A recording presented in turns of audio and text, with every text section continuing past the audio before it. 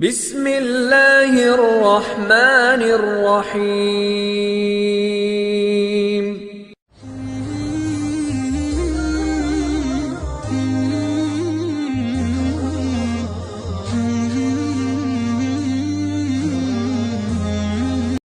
السلام علیکم ورحمۃ اللہ وبرکاتہ۔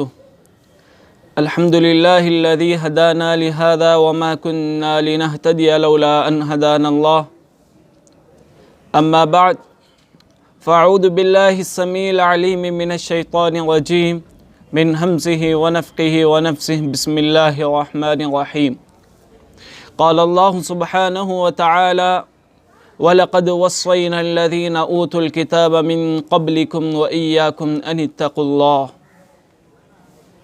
محترم ناظرین، بات چل رہی تھی تقویٰ کے سلسلے میں، تو اسی ضمن میں آج آپ لوگوں کے سامنے جس اہم بات کو رکھنے کی میں کوشش کروں گا وہ یہ کہ تقویٰ کی کیا اہمیت و فضیلت ہے۔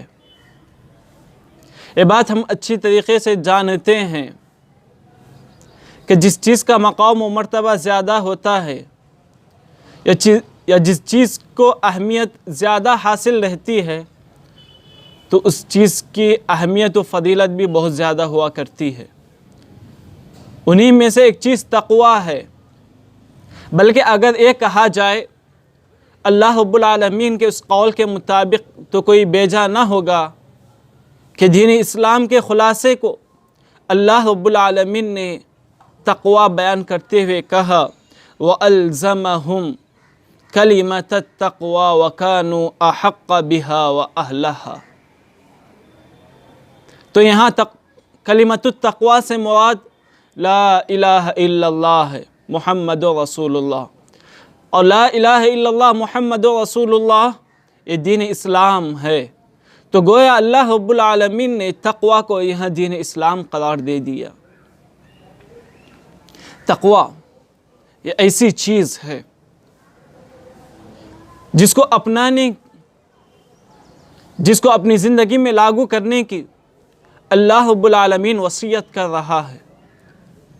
چنانچہ اللہ رب العالمین نے کہا کہ وَلَقَدْ وَصَّيْنَا الَّذِينَ أُوتُوا الْكِتَابَ مِن قَبْلِكُمْ، کہ ہم نے اہل کتاب، تم سے پہلے اہل کتاب اور تمہیں بھی اس بات کی وصیت کر رہے ہیں أَنِ اتَّقُوا اللَّهَ، کہ تم اللہ رب العالمین کا تقوی اختیار کرو، اللہ رب العالمین سے ڈرو، اللہ رب العالمین کی خشیت کو اپنے اندر سموئے رکھو۔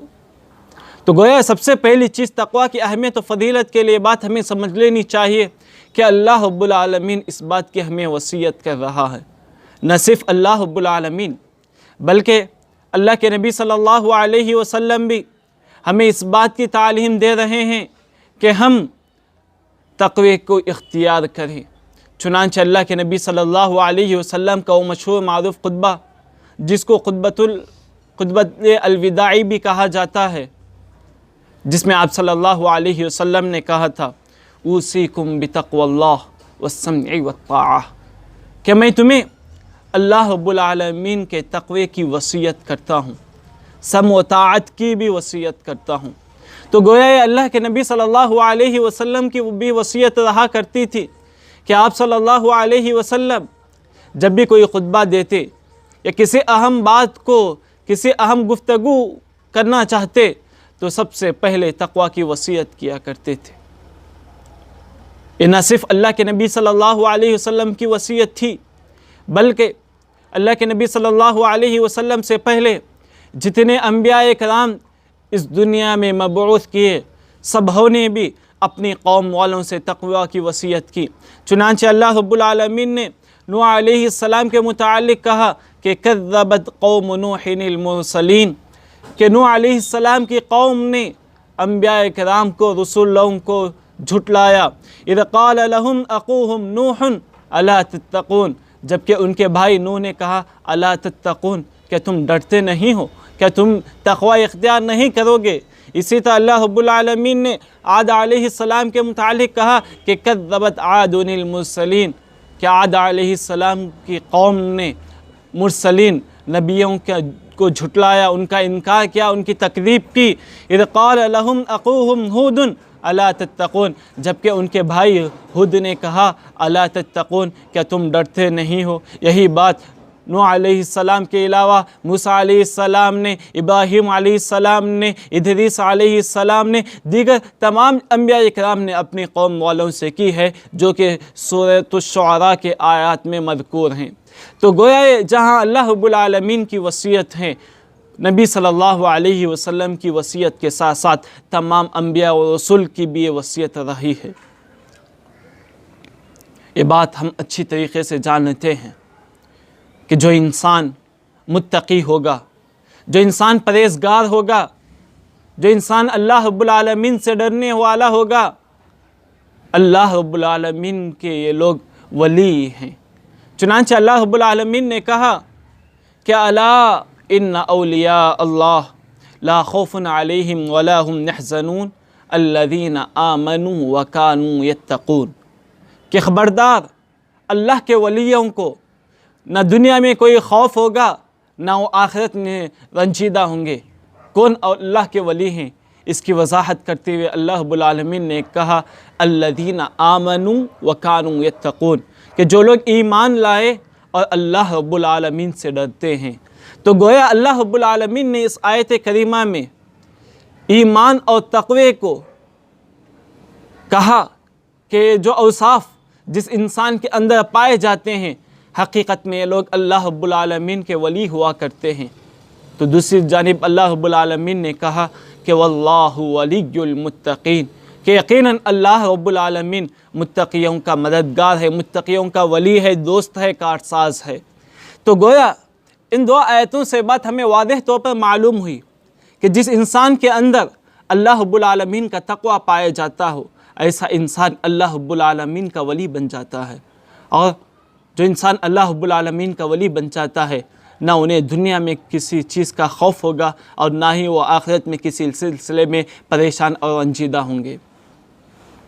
اسی طرح اللہ رب العالمین نے نیکی کے کاموں میں یہ حکم دیا ہے کہ نیکی کے کاموں میں تم ایک دوسرے کا تعاون کرو.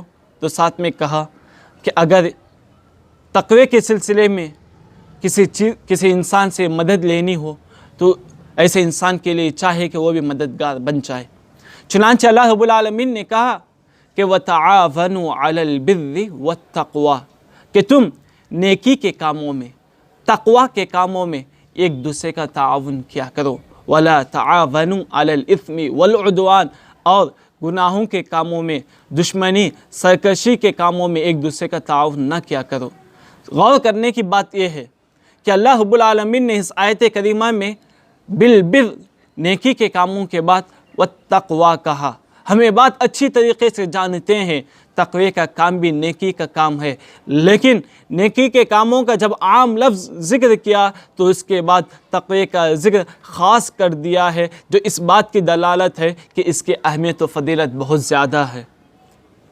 اسی طرح یہ بات ہم اچھی طریقے سے جانتے ہیں کہ اللہ رب العالمین نے انسان کے لیے اس بات کی وضاحت کی کہ وہ توشے کو اختیار کرے. وَتَزَوَّدُوا، کہ تم توشہ اختیار کرو. یہ بات حج کے سلسلے میں بھی ہے اور عام بھی ہم لے لیتے ہیں تو کوئی اس میں حرج نہیں ہوگا. وَتَزَوَّدُوا، توشہ اختیار کرو. اس کے بعد خود اللہ رب العالمین نے اس بات کی وضاحت کر دی کہ بہترین توشہ کیا ہے.